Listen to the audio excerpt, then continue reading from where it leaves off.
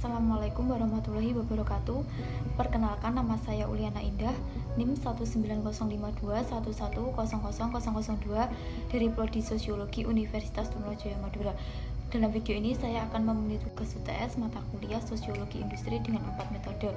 Metode yang pertama yaitu metode social mapping, kedua metode diagram Venn, ketiga metode pola konsumsi, dan yang terakhir metode matrix scoring. Berikut penjelasan dari keempat metode tersebut. Kue manco merupakan salah satu jajanan khas Madiun. Pusat produksi kue manco ini ada di Desa Tambak Emas, Kecamatan Kebonsari, Kabupaten Madiun. Produk kue manco ini sudah dijual di berbagai daerah seperti Madiun, Ponorogo, Magetan, Surabaya, hingga Bali. Bahan kue manco ini terdiri dari tepung ketan, gula Jawa, dan tepung beras. Berikut hasil wawancara dengan Bapak Sumarlan, pemilik industri kue manco di Desa Tambak Emas, Kecamatan Kebonsari, Kabupaten Madiun. Perkenalkan, nama saya Bapak Sumarlan yang mengelola atau yang memproduksi kue manco ini, dan semua anggaran-anggaran yang mengatur masih saya sendiri atau dari pihak keluarga sendiri. Nama produksi kue manco itu kita namakan Cimut. Kue manco Cimut.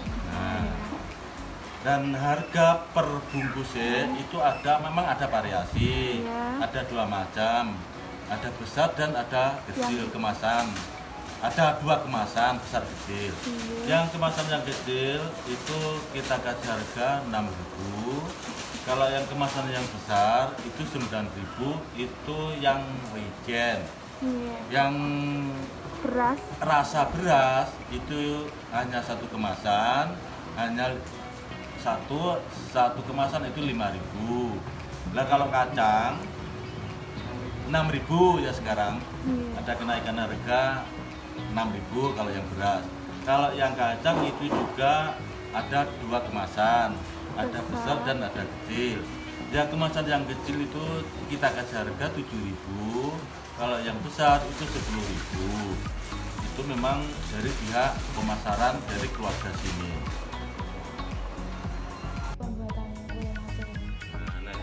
Produksi kue manco itu bahan bakunya ada 6 komposisinya. Nah, salah satunya tepung ketan.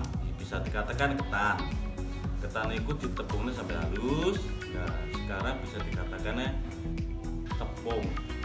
Nah, setelah itu keduanya kacang, ada wijen, ada beras, dan ada gula tebu. Komposisinya kue manco ada 6 jenis. Ya, pertama itu mau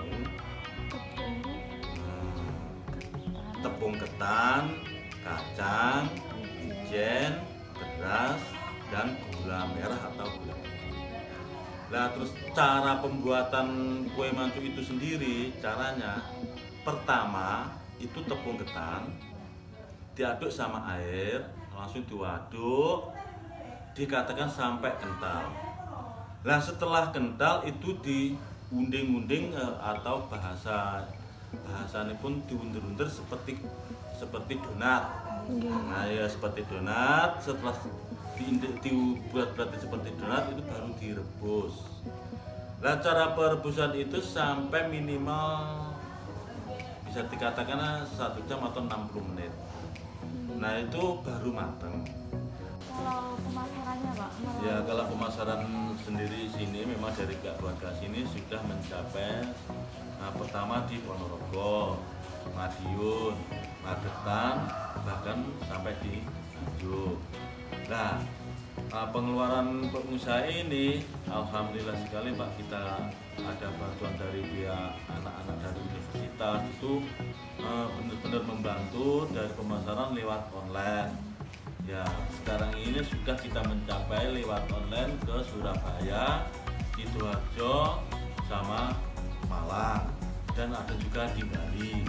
Cuman kalau di Bali baru 1 kali, sampai sekarang ini belum ada kelanjutannya. Tapi kalau di Surabaya, Sidoarjo, sama Semarang itu sudah sampai sekarang masih berjalan. Jajal sampai di situ. Nah, kalau pekerjanya sendiri, kalau dari pihak bikin kue manconya itu ada 2 orang, yang bakingan atau kemasan itu ada 4 orang. Ya bisa dikatakan pekerjanya itu ada 6 orang. Yang pertama adalah metode social mapping. Di sini saya akan menjelaskan social mapping kawasan industri kue manco.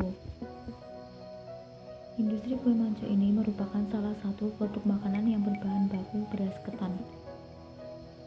Usaha pembuatan manco ini merupakan usaha industri pengusaha makanan yang mempunyai usaha terbesar kedua di Kabupaten Madiun. Hal ini dapat dilihat dari banyaknya unit usaha industri manco di Kabupaten Madiun. Dan ini merupakan gambaran dari kawasan industri kue manco. Pusat produksi kue manco ini ada di Desa Tambak Mas, Kecamatan Kebonsari, Kabupaten Madiun. Di sebelah barat, industri kue manco Bapak Sumarlan ini ada juga industri kue manco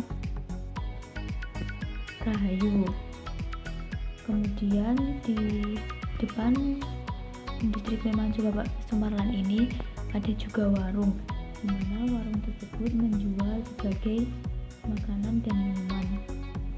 Lalu di depannya ada juga rumah dan lahan persawahan seperti tanaman padi. Selanjutnya, yang kedua adalah metode diagram Venn. Dengan menggunakan metode diagram Venn ini, kita akan mengetahui permasalahan yang ada pada industri kue manco tersebut.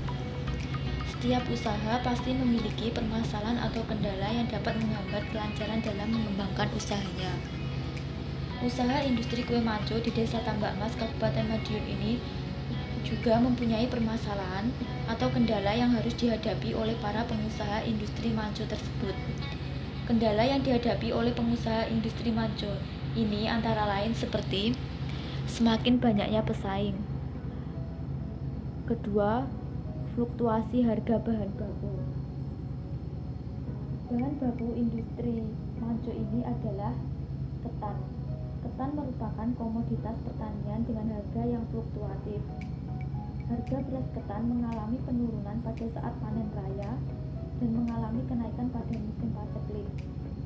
Kondisi tersebut dapat merugikan bagi pengusaha industri kue manco, karena saat lonjakan harga beras ketan tersebut terlalu tinggi, mereka terpaksa harus menaikkan harga manco tersebut. Ketiga, cuaca. Pada musim penghujan, para pengusaha kue manco mengalami permasalahan untuk melakukan proses penjemuran. Industri manco ini memerlukan cuaca yang cerah untuk proses penjemuran dalam mengeringkan adonan manco yang akan digoreng. Selanjutnya, metode yang ketiga, yaitu menggunakan tutorial ini atau yang dinamakan dengan pola konsumsi atau food basket. Pola konsumsi ini untuk mengetahui antara karyawan dan atasan, dan pola konsumsi dari informan yang saya wawancarai, pola konsumsinya sudah ditanggung oleh pemilik industri tersebut, dan ada juga karyawan yang membeli makanan dan minuman di warung sekitaran kawasan industri manco tersebut. Terakhir, metode matrix scoring. Metode matrix scoring ini untuk mengetahui skor-skor tempat yang sering dikunjungi oleh para karyawan. Demikian video saya mengenai industri kue manco.